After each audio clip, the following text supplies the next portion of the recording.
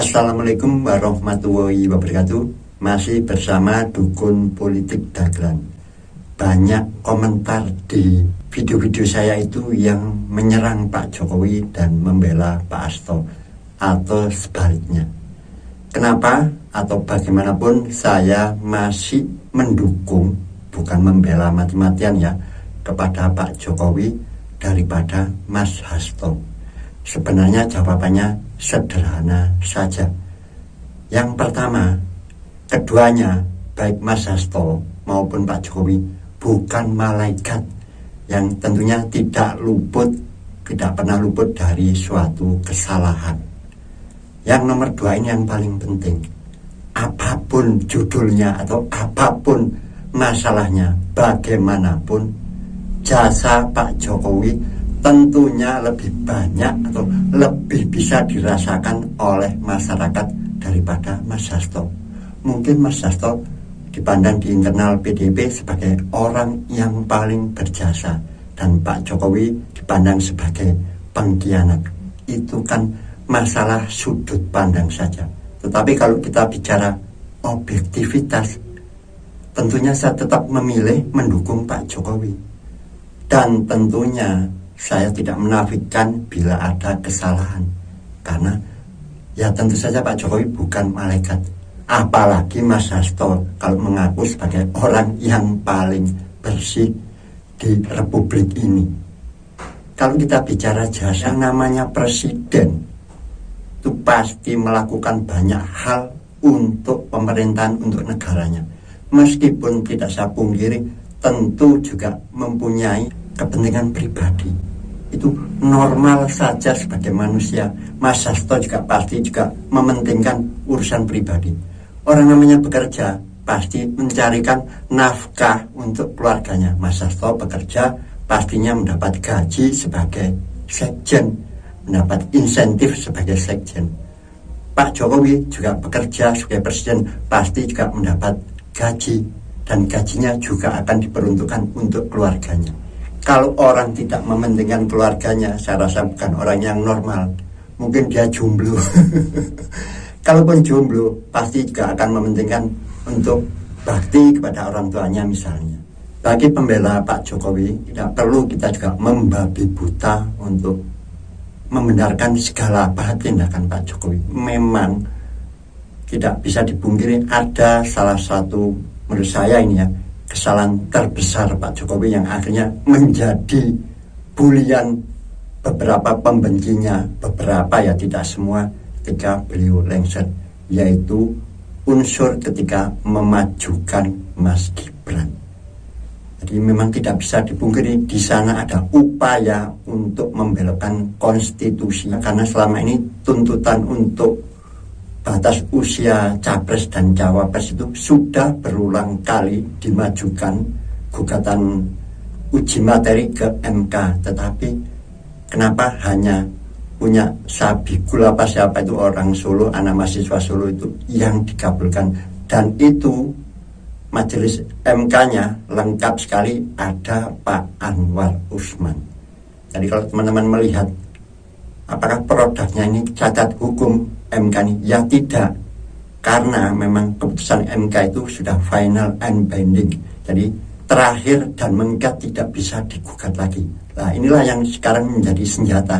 Bisa jadi nanti MK itu juga melakukan kesalahan, tapi memang tidak bisa lagi produknya itu digugat lagi. Tetapi yang bisa digugat adalah tindakan dari hakimnya.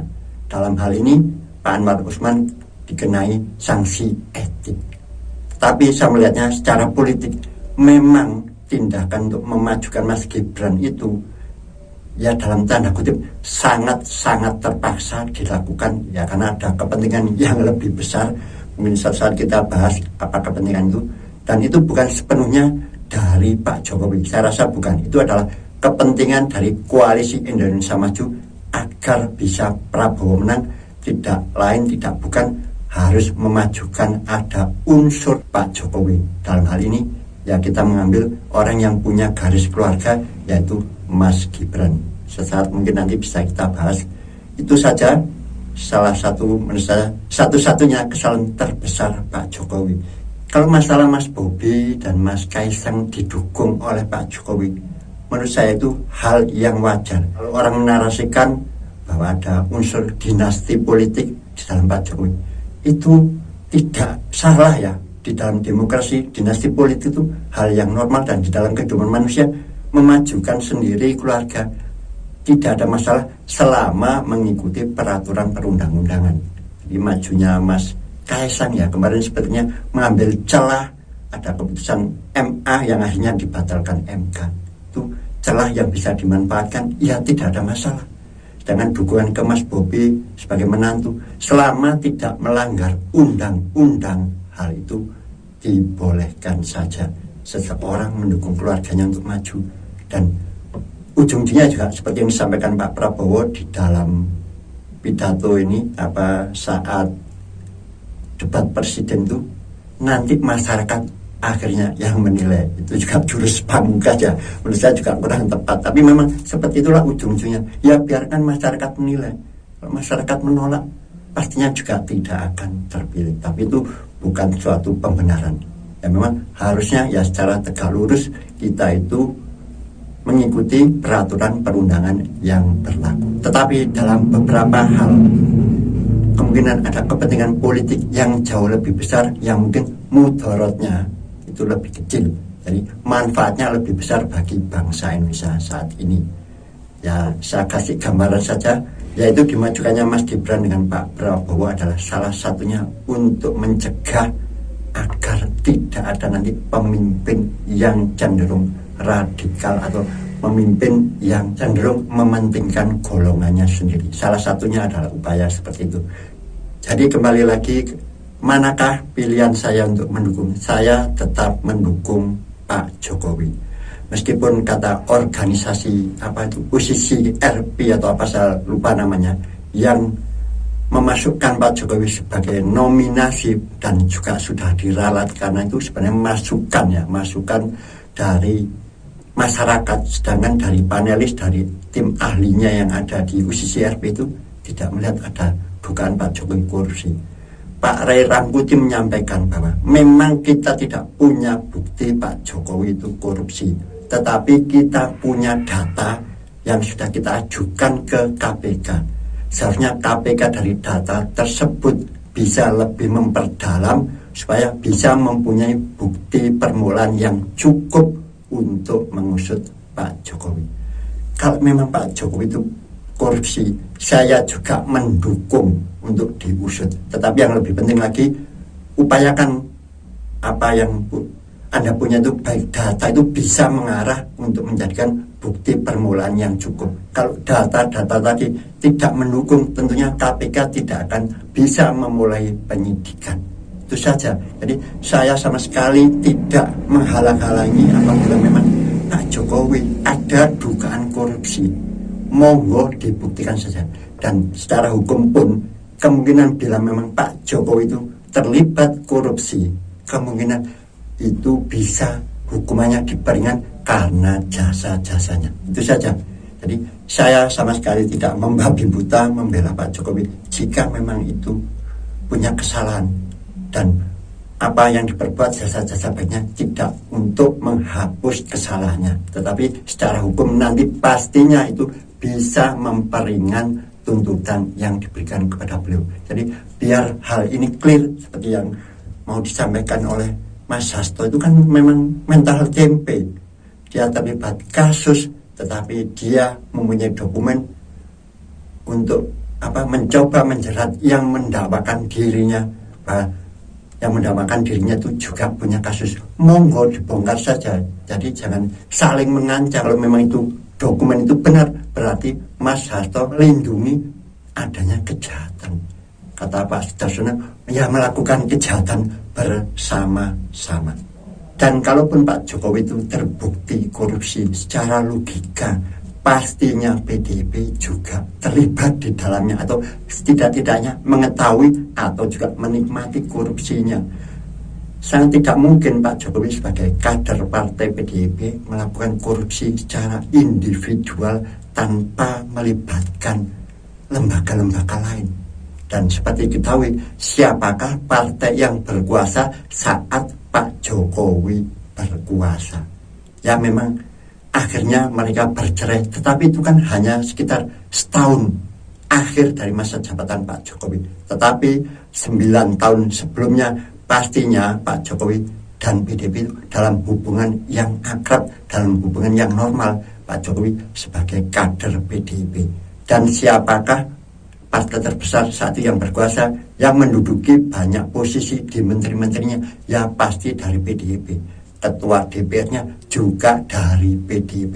Artinya di banyak lembaga tidak bisa dipungkiri, di dalamnya ada kader-kader PDIP. Jadi kalau Pak Jokowi katakan melakukan korupsi yang sifatnya menguntungkan dirinya pribadi, saya rasa banyak lembaga yang di dalamnya ada kader PDIP itu pasti tahu tindak tanduk dari Pak Jokowi. Tidak mungkin katakanlah ada proyek itu yang melaksanakan adalah kementerian. Kementerian itu banyak juga yang dipimpin karena sebagai partai pemenang pemilu oleh kader PDIP. Jadi kalau korupsi secara pribadi kayaknya sangat sulit tanpa diketahui oleh lembaga pemerintahan yang ada. Jadi pastinya semuanya juga akan ada yang terlibat, terutama ya partai terbesar, partai pemenang yang mendukung Pak Jokowi dan juga koalisinya. Jadi monggo kalau memang ada dugaan Pak Jokowi itu korupsi, kita buktikan saja. Bukan hanya sekedar ocehan yang akhirnya hanya fitnah. Pak Jokowi sudah mempersilahkan, bukan menantang ya, kepada KPK untuk mengusut memang bila ada bukti atau dugaan awal yang bisa untuk menjerat Pak Jokowi terlibat di dalam korupsi. Dan saya yakin kalau itu dibongkar, tidak hanya Pak Jokowi, pasti juga partai PDIP dan partai-partai lain koalisi kemarin yang akan juga terlihat ada indikasi ke sana. Seperti sudah menjadi rahasia umum, kan banyak kasus yang seperti saat ini sebenarnya ditutupi, seperti kasus BTS yang melibatkan suami Mbak Puan, meskipun secara di pengadilan tidak terbukti, tetapi sepertinya upaya peradilan terhadap kasus itu juga masih setengah-tengah, tidak dibongkar tuntas. Itu sangat normal terjadi. Partai yang berkuasa itu mendapatkan keuntungan saat kadernya juga berkuasa. Maka saya sangat mendukung bila memang Anda punya bukti. Saya sendiri nggak punya bukti, saya itu hanya orang awam, kader akar rumput, tidak punya bukti untuk menuduh Pak Jokowi korupsi. Nah itu kalau saya nggak punya bukti, cuman omong-omong, ya saya cuman fitnah. Ini loh saya punya bukti. Anda yang terlibat di dalam pemerintahan, yang pengamat masalah korupsi, silakan ajukan. Tentunya bila ada bukti awal yang cukup, KPK pasti saya yakin akan menindaklanjuti. Tapi bila tidak ada bukti, saya tidak akan ikut-ikut narasi yang menuduh Pak Jokowi terlibat korupsi. Karena saya tidak punya bukti, itu artinya saya hanya fitnahan belaka. Jadi poin penting yang ingin saya sampaikan di video ini, saya tidak membabi buta membela Pak Jokowi dan tidak membabi buta membenci Mas Hasto, tetapi yang jelas secara logika tentunya jasa dari Mas Hasto itu tidak sebanding dibandingkan dengan jasa Pak Jokowi bagi negara ini. Itu saja poin pentingnya. Jadi saya tidak menutupi bila ada kesalahan, karena Pak Jokowi bahkan Mas Hasto itu bukan malaikat yang tidak luput dari kesalahan. Tetapi kesalahan yang diperbuat Pak Jokowi tidak untuk menghapus jasa-jasanya. Tentunya bila dilakukan penuntutan di pengadilan, maka jasa Pak Jokowi itu akan sangat membantu untuk meringankan hukumannya bila memang benar-benar Pak Jokowi terbukti melakukan tindak pidana. Itu saja. Jadi selama ini jika Mas Hasto merasa sebagai orang yang berjasa membesarkan PDIP, saya rasa Anda salah besar. Justru yang membesarkan PDIP adalah Pak Jokowi. Kegagalan PDIP kemarin untuk mengusung capresnya dan penurunan suaranya dalam pemilu, ya kesalahan dari si penanggung jawab di lapangan operasional nomor 1, ya sang sekjen ini. Makanya dia melakukan banyak pembelaan, menurut saya, pembelaan secara pribadi. Ya, salah satunya pertahankan disertasinya itu dalam memperoleh gelar doktor itu. Mas Hasto kan dalam disertasinya menunjukkan penyebab kekalahan dari PDIP dengan mengkambing hitamkan Pak Jokowi. Itu menurut saya salah besar. Justru kesalahan terbesar adalah dari narasi negatif yang selalu dilontarkan oleh partai ini kepada penguasa, kepada Pak Jokowi. Masyarakat Indonesia itu tidak suka orang yang selalu menjelek-jelekan orang lain, meskipun itu memang orangnya benar-benar jelek, terutama di tempat umum, di ruang-ruang publik. Apalagi narasi itu selalu dibangun berulang-ulang, bahkan cenderung berlebihan. Kenapa? Karena jawabannya cuma satu, posisi PDIP saat ini sudah tidak menguntungkan. Ibarat dalam medan perang, posisi yang pertama PDIP itu dalam kondisi yang kalah. Ibaratnya berada di tengah jurang, PDIP ada di dasar, sedangkan musuh-musuh itu ada di atas jurang. Jadi posisinya sangat tidak menguntungkan. Tetapi kenapa PDIP selalu menyerang, melontarkan tembakan-tembakan ke penguasa, ke Pak Jokowi, pada orang-orang yang menang?